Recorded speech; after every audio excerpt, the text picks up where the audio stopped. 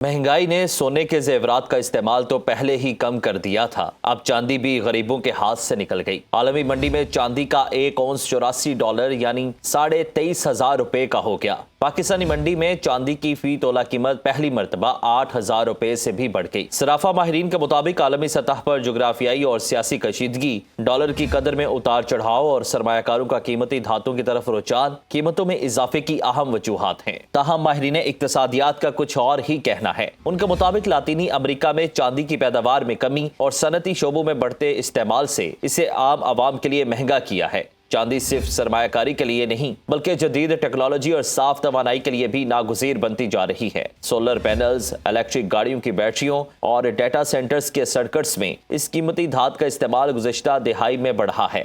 माहिरीन का मुताबिक 2026 में भी चांदी समेत मुख्तलिफ कीमती धातें आम आवाम की पहुंच से मजीद दूर हो जाएंगी। पाकिस्तान समेत जनूबी एशिया में सफेद पोश खानदानों के लिए महंगे सोने का मुतबादिल चांदी के जेवरात रहे हैं, मगर अब चांदी की कीमतें मुसलसल बढ़ने से ये ऑप्शन भी खत्म हो रहा है। चांदी की कीमतों में होशरुबा इजाफे की क्या वजूहात है, इस रिपोर्ट में जानिए।